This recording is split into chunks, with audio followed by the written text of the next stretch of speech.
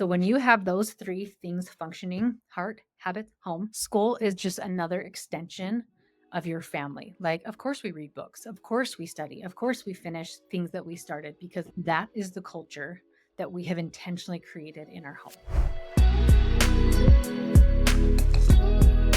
Welcome back to the OpenEd podcast. Before we dive in, you need to know about today's guest, Meg Thomas.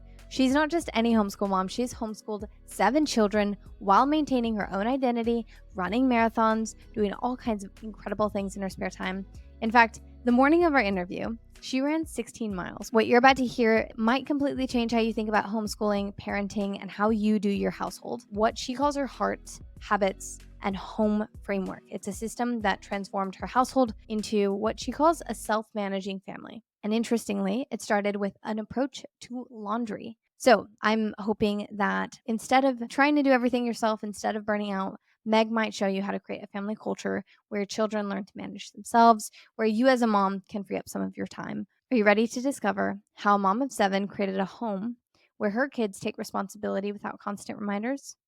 Let's dive in. Today, I am joined by Meg Thomas, and I'm so excited because she is incredible. I was doing some research. She helps homeschool families to do homeschool better.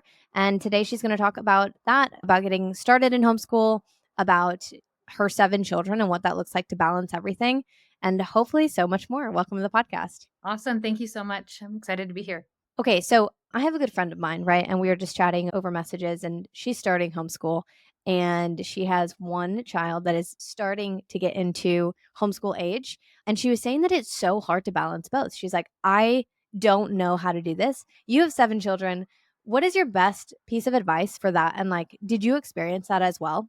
Yeah. So when I started homeschooling, I only had 5 kids, but the oldest Okay. was 6. So I had a 6-year-old, like 6'4", 1-year-old, and a newborn, right? So kind of chaotic and crazy. And we did 1 year of private school and then 1 month of first grade, kindergarten, preschool. Those first 3 are really close together. Homeschooling wasn't cool yet. And internet was very different as far as Googling things, right? And resources and apps and all of those things. It just was very different. So we just had to figure it out. And what I found in the beginning was to teach them habits to help our Mm. home run. So, like when we did laundry, it was an event, but we all did it together. So it wasn't me trying to stay up on my husband's, mine, and 5 little kids' laundry. It was a full family event where we had a 2-story home and with a loft right down into the kitchen. And so everybody would just huck all their clothes into the kitchen and we do a humongous pile and they would learn how to sort right then and there, learn how to do like put it in the wash, and then I would switch loads and then we'd fold it all together.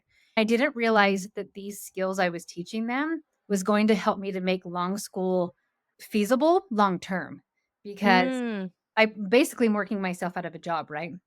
But a lot of those big habits of running the house became a huge foundation in our homeschool of learning how to cook, learning how to clean, learning how to do yard maintenance, learning how to do, like I said, laundry. Because what I see too often is a mom's like all in on homeschool. I'm so excited. I'm going to teach this subject. I'm going to do this really fun thing. And then it's laundry time and she's like, I can't keep up on this. And then it's meal time and she is burned out. And the kid's like, play a game with this. You never play a game with this. And so it just becomes chaotic. And a lot of times moms start resenting their kids, like, nobody helps me. Kind of that victim mentality. I do everything, but you kind of are doing everything. And so, really, in the beginning of, we get really worried about the education piece, but you can learn them at the same time. Ooh, interesting. What made you initially decide, okay, this is something that we're going to do? And what was the education that your 5 kids were going through before? My oldest did a year of private school. And the reason, I guess, what, let me back up. We did preschool, right? And I think preschool's adorable and it was super cute. And he did his first year. And I was like, oh, they're so cute and they're painting and it's all the fun stuff. And then the second year, they were teaching him to read and they were just doing sight words for reading. And I went to the preschool director because it was a bigger preschool, not just a mom and like a mom's basement. So I was talking to the preschool director and I said, I don't understand why you're teaching this. Like, why are we not doing phonics? Why are we not doing something that makes more sense? And she said, well, that's how the public school teaches. And so, like, we're just modeling them. So, right then and there, I was like, that is so ridiculous to teach my kid just to memorize words, but Yeah. knowing how to sound them out. So, we switched to a different preschool that was phonetic based, Really amazing, really pricey, but so good. So this time now I have 2 preschoolers, and so they're in this cute little preschool, and I told my husband, I go, "We have to do the private school route, because if public school is teaching these ways that I just think are ridiculous, I don't love it." So then the next year we put him in a private school for kindergarten, and he is very well behaved, so well behaved, he will never be the problem child, but he wasn't learning anything. So he would just like he loved to look at books, but he wasn't reading them. He was just looking at books in the library, and she was adorable, the kindergarten teacher, but she was just like, "Oh, good, this kid's not an issue. He's not a problem. He's not hard." And I'm Mm. like, "No, he's not, but he will drift away very quietly that you will forget that he's even in your class." So we did that whole year. Private schools are expensive. I'm pregnant during this time. I give birth while he is a kindergartner. Plus, you're putting in all your hours for the school. So that summer, I just thought, I don't know that I want to keep this going. And homeschooling was still weird, right? We've all had that story that we have this like notion that just homeschoolers are weirdos. And so I was like, I don't know, maybe that summer I kind of played with the idea. So I did what most people do, and you ask your friends or family, what do you think I could do it? And I had enough negative comments, right? That it's like, no, because you have 5 kids. And your oldest at that time was only 5. He You was had 5 under 6? yes, I'm trying to think of the years they were born. He was 6 when the 5th one was born. Okay, you are a superhero. Thanks, the that are crazy, right? So then that summer I panicked and I ended up in re-enrolling them in the private school. So we now have a first grader, a kindergartner, a preschooler, and 2 babies. And we live maybe 20 minutes away from this school. So every day I no, we'd moved in closer, but still like a 10-15 minute drive. So every day I'm packing them up. My first grader's there all day long, and then the kindergarten and preschooler were different times of the day, plus these 2 babies that you're waking up and moving, and you gotta put everybody in a car seat, right?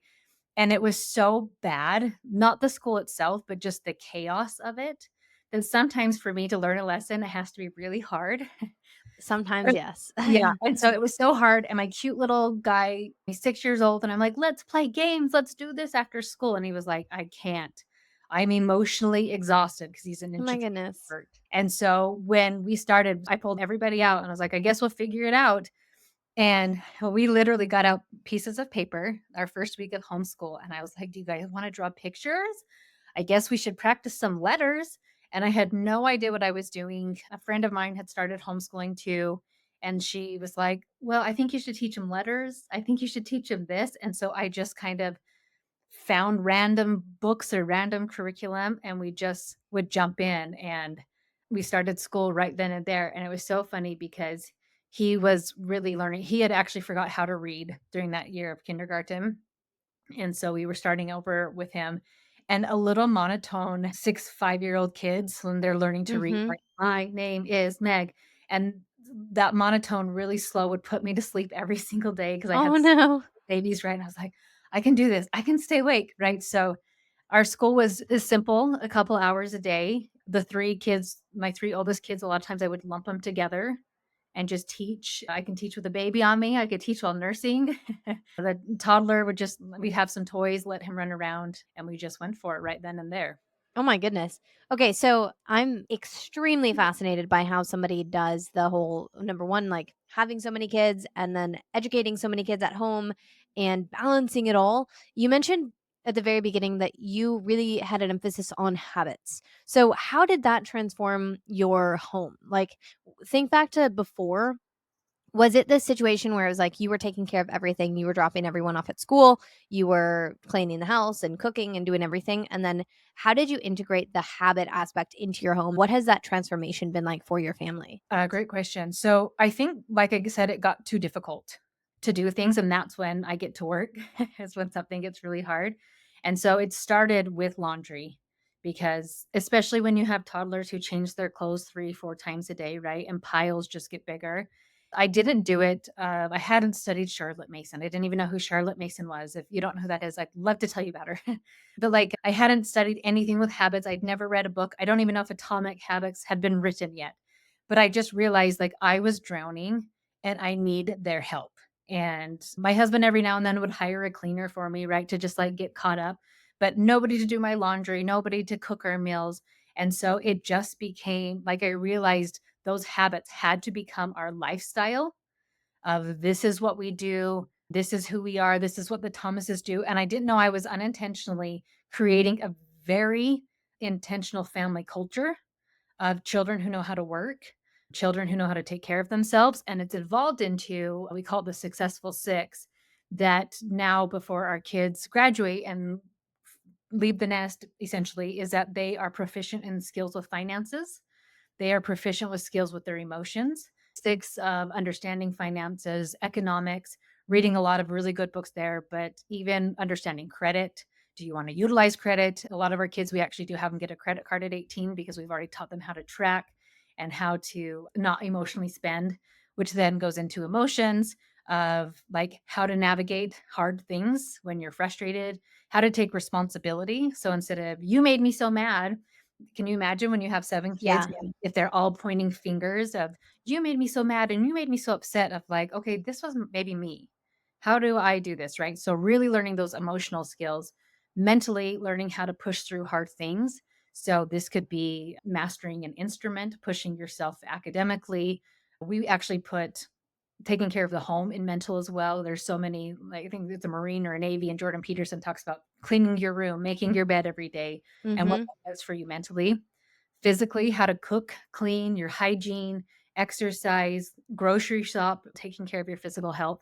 Socially, how to be a good friend, how to interact with other people, but also taking that a step further of service instead of like somebody Mm. should fix this. Somebody, this park is such a mess. Somebody should come and clean it. Of like, maybe I could clean it. Maybe if this is really bugging me, how do I fix this problem? Right. So even taking it a step beyond being a good friend, but being a good steward of your house, of your neighborhood, of your town, wherever Mm. you go. And then finally, spiritually, and even people I work with that don't necessarily belong to an organized religion, spiritually can still be meditation, nature, different things like that. For us, it would be God, right? But like spiritually having this strong foundation of what that looks like within your own home. So then when my kids are now, I have 4 adult children, and when they are moving out of the house, they could navigate these things. They knew how to cook for themselves, cleans for themselves. And it's not like they never had trials, right? Because they're human and they would experience hard things, but they also knew that they knew how to overcome it. So let's say my one daughter moved out and she ended up going to Thailand to teach English when she was 18. So as you can imagine, there were different girls who had different backgrounds, and some of them would get catty, or some of them would say like, "You're an idiot," or just call you a name, or right. And so she's like, "Okay, how do I navigate this? I don't need to take Mm-hmm. this personally, but like maybe I need a journal. Maybe I just need a good cry." Like, but just navigating all these skills, they got college degrees young, but so much more that they have a high quality of life. Love this. I want to ask your opinion on this though. So sometimes whenever you have a lot of kids, then it gets to a point where the kids are taking on responsibility that they might not should be. It seems like you've navigated this very well, where you have given them responsibility that is Yes, appropriate for them in order to become fully functioning adults, in order to become the individuals that they were supposed to be. How do you make sure that you are doing that as a parent? Because I feel like that's really difficult. It's deciding, okay, what kind of responsibility is appropriate and correct for them as a child, as a member of our family, as a member of this home community. I have seen in some instances where that goes wrong, where the responsibility given to a child is actually not appropriate for the child. But I think that's a really important conversation to have, which is responsibility is so good for kids. They are so much more capable than we think they are. But what is that line in your mind between the responsibility that is good and the responsibility that might not be great? such a good question. Okay, so we do it in levels, I levels of love this. So, like, I wouldn't give I have a 7-year-old, I have a bonus baby. So, I wouldn't let my 7-year-old go and just cook on a stove. But we go in phases and we do these levels, and as they really get to the teenage years and they want liberties, right? So, like, you're an adult, you could go and drive your car, you could go to the store and get what you wanted, but you also have the understanding if you go and blow your whole paycheck, maybe you don't have enough for groceries, or maybe then, like, if you go on big trips and you don't have the funds for it, right? Like you understand the work that goes into some of these liberties. And so too often I see people and parents give their kids all of these liberties, like go do what you want, go have this phone, go with your friends whenever you want without having to work for it. I actually see more parents create entitled children. Like, well, I just get a phone because I'm 12 and I didn't have to work for it. I didn't have to do anything, but we understand as adults delayed gratification. So with a smaller child, I do more instant gratification, right? Like we clean your room, then we get the toys out. We finish our school, then we can go to the park. So much more immediate gratification. But as they enter these teenage years, we actually work together. So if you're my kid and I want you to win, it's not me like, "Oh, I'm gonna bury you in all of this hard work," right? But instead I want you to win. So maybe you are 13 and you're like, "Mom, you know what I want? I wanna be able to go to the mall with my friends with no adult." And you're like, "That sounds so stinking fun." So we really need to make sure you're responsible. We need to make sure like whatever the things are in your family, if you're like, you wanna feel comfortable with that. So then you would go through the 6 things and saying, "Let's master some of these skills." So at the very beginning, it may be like just tracking your spending. That's one of our first things we have our teens do. It's just like, "Here's the skill. This is why." Lots of whys.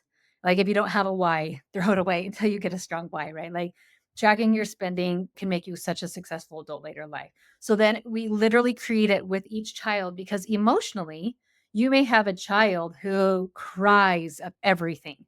Somebody looked at me wrong and they're going to have a meltdown, right? Another kid just shoves all their feelings down and then explodes at everybody. So it's completely individualized. If you've ever seen the analogy of ladders, when you're trying to climb the top, you want the rungs as close together as possible, right? So if it's too far apart, you just can't reach it. So if you have a child who is really emotional and you're like, keep it together, champ, like that's your goal, that's way too hard for him. So it may be like, hey, when you're really upset, let's just practice journaling. You don't have to stop having this big tantrum, but maybe you practice, you go into another space. You do something. So it's not like you're bad, don't have this big explosive emotional thing, but like, let's just do one step. And this is where you have to be careful that it's not about control, that it's about how do I set you up to win, right?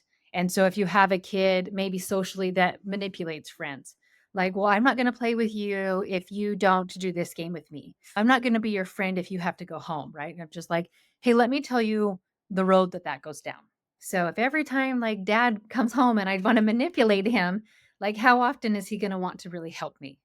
But like, or a girlfriend or somebody that's my friend, using myself as an example and then trying to teach them like this is why. And it's not bad. You didn't know, just like walking and you're falling. Like you're learning how to be a good friend. So just really setting small obtainable things and I have them work for a few months to really to make it a habit. And once it's a habit, then they can have these liberties. Like one of my kids right now wants to earn to be like they have their regular bedtime and but March Madness is coming up or different sporting events will be coming up and they want to stay up late past their bedtime. Mm. And it's like, let so first of all, let me explain to you why we have a bedtime because that was very unclear. Like, you just are so mean to me. Like, why can't I just stay up? I want to. Even though I'm 13, I should be able to stay up till 11 o'clock every night, right? And it was like, well, let me explain to you with sleep and what sleep does to your brain and you're growing. So let me explain these things. But also, I hear you that you would really like this liberty. When it's an important game, which we needed to clarify that not every game is an important game, but if it's a championship or if it's a playoff game, if it's whatever, just because my kid loves sports, like, let me show you how you earn this. Just like if you want to buy a new car, you Wow. know how you're going to earn it. And kids aren't always excited about it because we're asking them to put in the work and do delayed gratification. But I will tell you, like, all 4 of my adult children were like, "This changed my life." Even the ones that, like, while they were teenagers were like, "This is so stupid. Just let me have it. Like, let me just have a phone. Let me just, like, take your car. Let me just do these things." And I was like, "I get it." And as, like, an adult, I want the easy button too. I want the quick fix as well, but your life will be so much better if you learn these skills.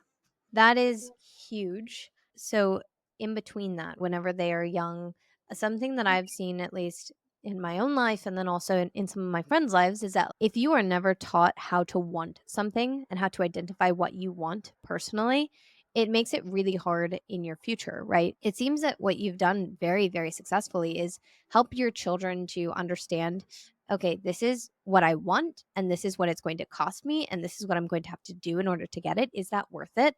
And that is literally something that is so important for every adult to understand. And if you can teach your kids to understand it, the way that they go about life in the future seems to be a lot easier just because they understand that as a basic concept. How do you teach your kids early on to identify what it is that they want and then to start seeing this line between choice to consequence to like, okay, this is how I get it, cost, things like that? Yeah. Well, some of them will want what their friends all have, right? And you get to decide, like, I don't want to do video games in my house. I've seen more negative effects from people with video games than I've seen positive effects. I don't think they're evil. I don't think if you have video games, you're a terrible parent. But I know for myself, it gets really easy to being like, fine, go ahead and play a little bit. Or if they're begging every day, and I don't know that I have the mental energy every day to say, no, like, remember, we only plan Thursdays or something. So I just don't want that extra fight.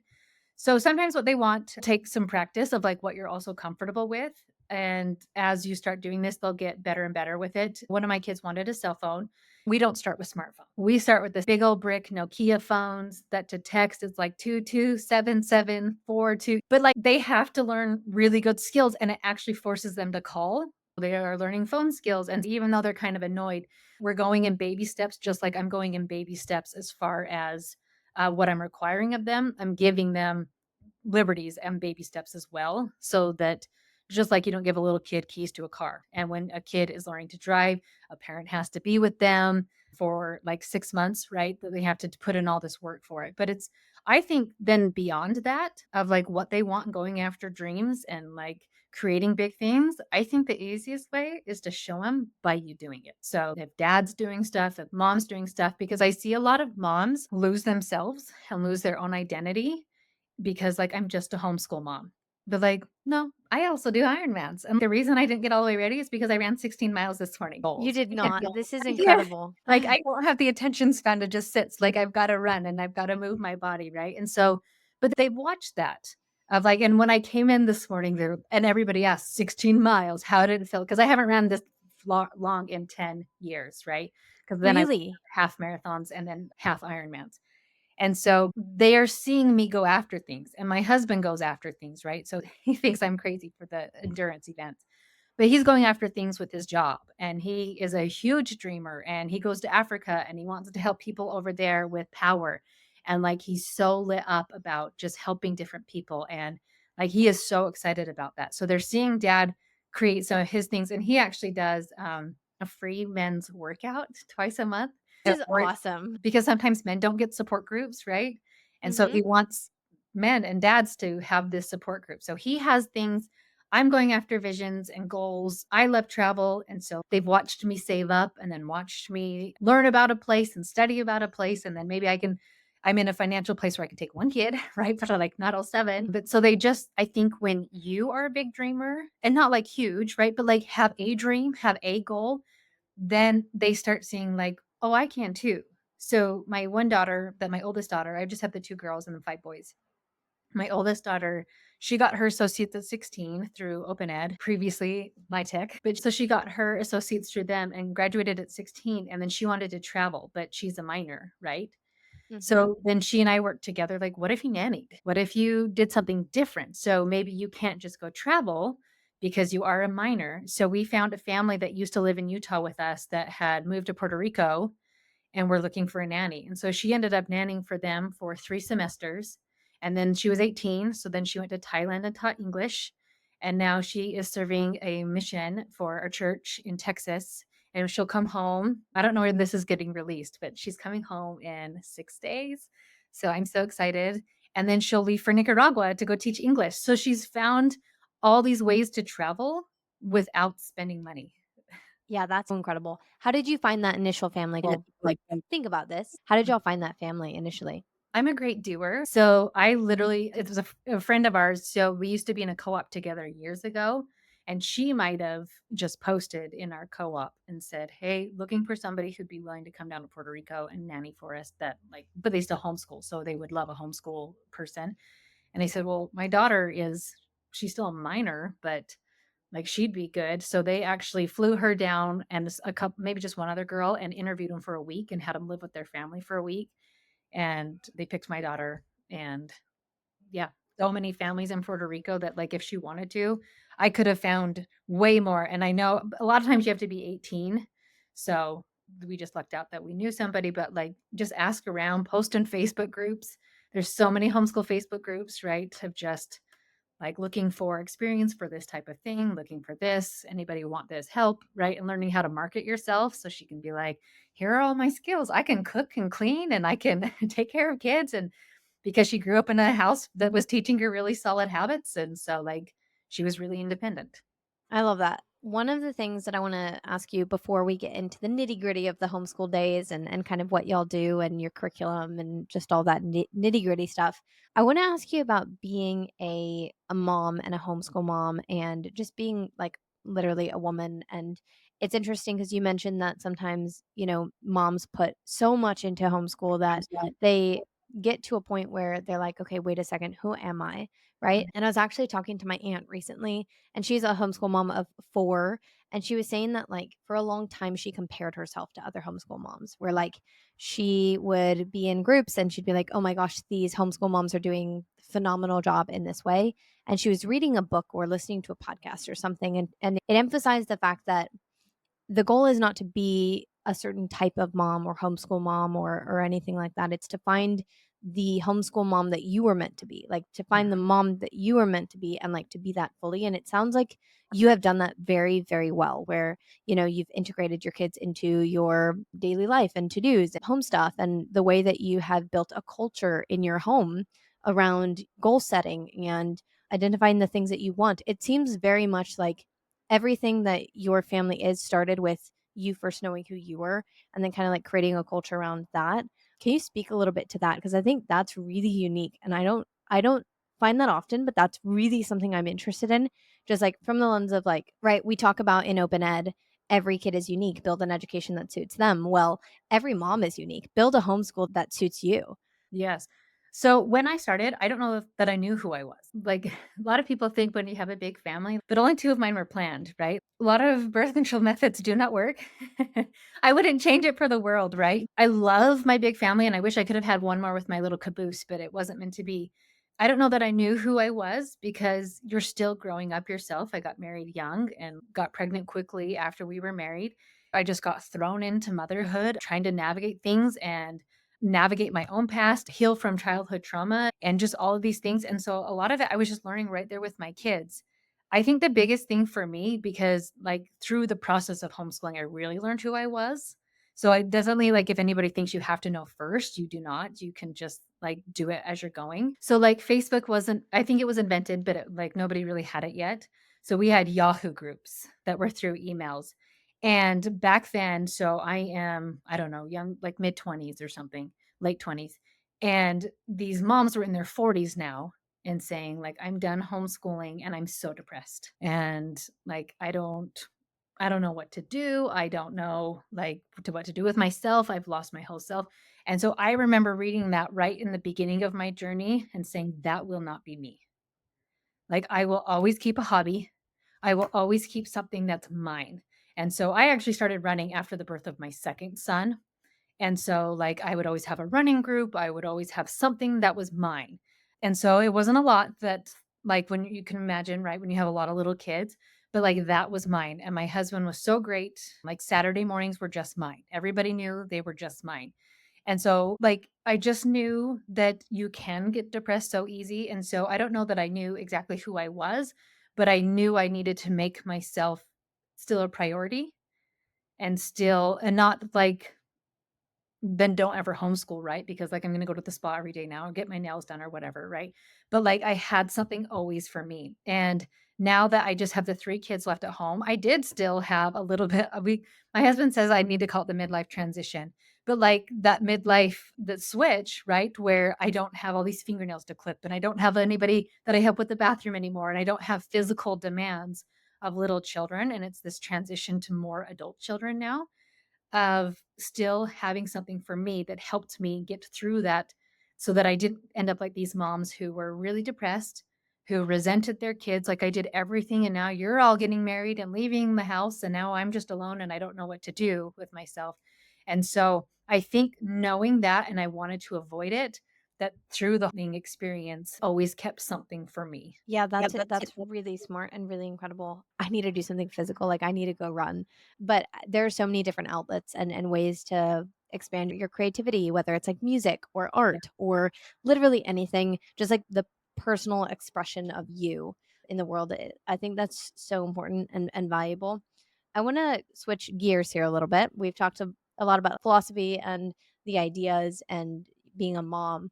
Now, can you explain and paint for me what a day in your life looks like? I know that obviously with different children it looks different, but what about is the way that you like to homeschool? So Yes. right now it feels so easy. I am wrapping up my 17th year of homeschooling. So it's not my first time, right? It's not my first rodeo. I have 3 kids left at home that are still homeschoolers. My daughter is 16 and she will be 17. She is in her 2nd year of college through Southern New Hampshire University. So she does everything completely independent. Because independence is a big thing I have focused on with these levels of liberty, right? And teaching them responsibility. So I'm checking how are things going versus me sitting down and like, did you do your school? Because like I said, independence. She does that. And then she does, it's called the independent education program now, I think, but she does Mhm. speech debate through them and mock trial. And so those are like her favorite things that she's way into. And that's why I really like Southern New Hampshire University. I'm just going to call it SNU going forward. I really liked it because it allows her to take these other classes that she wants, and then she just works 1 full day a week. So then she has plenty of money and can still hang out with friends. And so her school is completely by herself. So sometimes it's like, "Oh yeah, we do live in the same house. How are you, honey?" And then I have a son who would be 8th grade and his school is also really independent. I like my kids to be independent with their work. So with him, he doesn't do any group subjects with us anymore, but I just check. We do school 4 times a week. We always have. I don't know why, how we got into the habit of that, probably with a co-op Friday fun class years ago. And then we just kept Monday through Thursday as our schedule. So I just check his school. So he likes to do 2 math pages a day. I don't know why. He thinks it's fun. So I check his math. We do some language arts together. I'm really big on narrations. So whatever books he read the day before, he's telling me about it. He had to write something about each of the books. He does like a vocabulary book, a word roots book, right? So whatever he did the day before, I'm just now checking it. And we call it Minute with Mom. And then I have my 7-year-old. He would be 2nd grade. And we're like 30 minutes, maybe even less sometimes a little bit over because it's just the one kid a lot of times that I'm homeschooling that it's pretty quick and we do all of his stuff together. So a lot of times with our school, if I'm doing like the full day, exercise is a big part of our family culture, right? And so we'll maybe work out together or like they may work out or dad will go work out, right? So just some exercise in the morning. And then we do scripture study as a family, eat breakfast, we do our chores, and then we start school around 10 a.m. because we can now. Whereas before, when I had a lot more, we did need to start maybe by 9. So we start about 10 and then we're done all the way as far as me teaching by 11:30ish noon. We eat lunch together and then afternoons, they have some classes that they can do. We can just go and relax. Maybe we go grocery shopping. And but my 2 teens are all the way independent, so they just make sure they're staying on top of their stuff, and I'm just kinda making sure that they are. The 7-year-old, there's one kid, it's like life is school, right? And so sometimes he gets to travel with dad, or sometimes he gets to go do fun things like that, or we will utilize national parks and go learn about all the rocks there and do some really fun stuff with that. So it really is doable to do a really good education in a lot less time than people think. Yeah, that's incredible. So, when your kids were younger, and I mean, even now, like, how would you explain what they're doing? Do you outline the subjects and then say, okay, this is how we're going to check the box for these subjects? And then this is where we're going to have the community portion. And do you use online? How do you think about their education whenever it comes to structuring it? I really like to tell them like this is what we're doing, right? Like they don't even know possibilities, and it's too many choices to be like anything in history you want to learn about, right? Like I don't know. So I am more with a younger kid. But we've always done subject of the day. So arts are one day. My daughter who is coming home, we're going to go on a big trip to Europe. So I thought it would be fun to learn about all those countries with my youngest son. So we've been learning a lot about the different countries that my other daughter and I will be going to. That's been our history. He loves history because it's probably my favorite subject. Science, we've been utilizing through OpenEd, there's Generation Genius. So we like Generation Genius. We have Kiwi crates. So we have a lot of fun stuff like that for science. We do the arts one day. Life skills a lot of times are one day where we're like we really get into a different skill we want to master and to know. And it could be even for my youngest guy is like, this is our address. These are mom and dad's cell numbers. How do you tie shoes? Right? Like, so some really good basic stuff. As they get older, I really just navigate with them and work with them. What do they want? Because my daughter, who's 16, at one point, she's like, I just want to do, like, she was just loving all the books we were studying and reading. And like, this is so dreamy. This is so fun. I think I just want to do that with you always.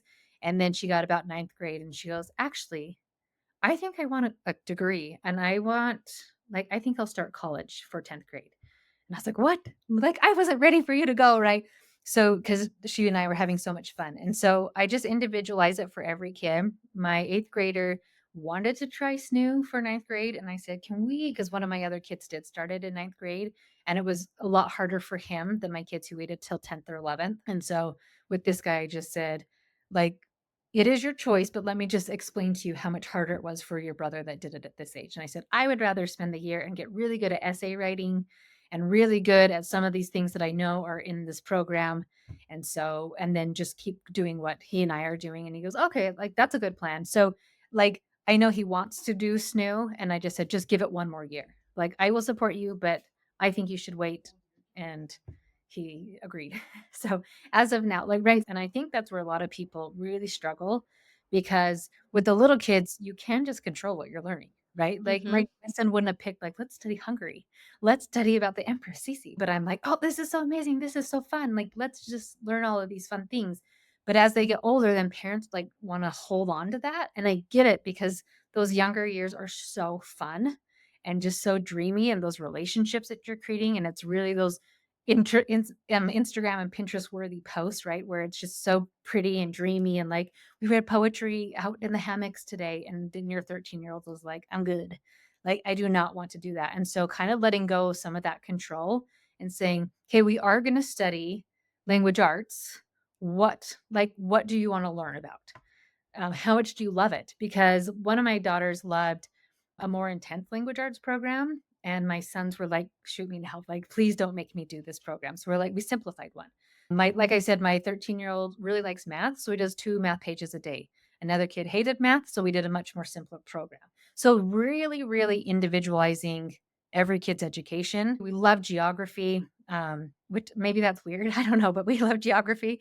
And so just a lot of fun, but a lot of it really is just like making all of life learning. So you kind of feel like you're checking all the boxes. Like, yes, we're doing structured math and structured whatever, but like having conversations because I have mostly old kids, like political conversations, like what's going on in the world right now? What is Doge? What are all these things that they're talking about? Right. And just like having these types of conversations and just answering questions. I'm trying to think what my 7-year-old just asked the other day as we were driving of just like, what do you think about? I know one time he asked my husband, would you say you enjoy being an entrepreneur? Is that a enjoyable career for you? Right. And so, but just talking and having conversations. And if you have little kids, they ask 1,000 questions a day, if not more. I actually started doing school with my phone by me for ChatGPT Ah, because so many of my kids were like, "Well, why? Why is it this way?" And I thought, "I do not know." So, like, my phone is right here. I'm like, "Beep, beep, boop." Like, now you know, so that they can learn anything we want. We're not tied down to like, "Well, we picked this curriculum, we have to stay with it." But we can go off on tangents. You can utilize, really fun YouTube history videos, right? Tons of fun science videos online. I don't like my kids to just be on a computer without an adult, so I don't let them just go on YouTube by themselves. But as a family, we'll cast it on a computer, maybe watch it, and then as they become teens, really start teaching them responsibility with a computer, the positive parts, the parts to avoid. I don't utilize obviously SNU for my college daughter, and then for my son, he just has a couple programs online. yeah, that's awesome. And I love your emphasis on asking, what do you love? Like, that is such a good indicator of what I should continue doing and what I should do less of, or what I should rethink. Like, how am I approaching this is just what is draining your energy and what is giving you energy, and that is Yeah. such a good path. There's a really great book called The Lazy Genius, and Mm. she talks about, like, it's not about doing more or less, but doing what you love, Mm. right? So, like, you talked about the comparison, right? So maybe somebody's like, "Oh my gosh, Meg does all of these crazy things, like, I must have to do all these things," and I think, "No, you don't." I will never be the cute flowery mom that, like, has the chalkboard where I drew it that morning, and I think those are so beautiful, so I'm not teasing. But, like, where they're, like, this beautiful poetry and it's so inspiring, it is not my strength, right? But, like, I can make anything fun, and I can make anything silly, and so instead of, like, I have to be like somebody else or Meg really likes this subject, if you don't, let it go, right? Yeah, that's awesome. My last question for you, and then I'll hit you with a couple rapid fire questions. So, what have you found is valuable about open ed? Like, why did you decide initially to do it? And then kind of like going through it, what is valuable for you as you have done it? Just because you're a parent in the program and you are also an incredible homeschool mom. And it seems to be something that exists, it coexists. We don't want it to be something where people have to change what they're doing. We want it to be so flexible to the way that you are going about your education. Yeah. And I would love to hear that from your perspective. Yeah, so I don't remember where I heard about it. I know some of my friends had utilized it for funding. By this time, I had 7 kids, right? And it just felt like one more Yeah. system to figure out. And I thought, I don't have the bandwidth, so we're just gonna make homeschool really inexpensive. But when my second son probably was in 10th grade and he was trying Lumen and he just wasn't loving it, I thought he would like the in class experience, and it actually drained him. And he was like, "This is so long." Like, to just sit there all day was killing him. So somebody told us about it, and so we enrolled him and my next daughter in 2019, and they started the 2019-2020 year, and we, utilized it for college, right? Because college can be so expensive and put you into thousands of dollars of debt, and so we did it because OpenEd does a direct payment to the university, and so I didn't even have to worry about it. Like, I actually didn't even have to get reimbursed, right? Because it was a directed payment, and to me, that was like, "This makes sense." I really like the SNOO program because it was very homeschool-ish for me, where it was self-led, competency-based, so no grades because my kids didn't even know what grades were, right? And so it was like, "Hey, you didn't master this, let's try again."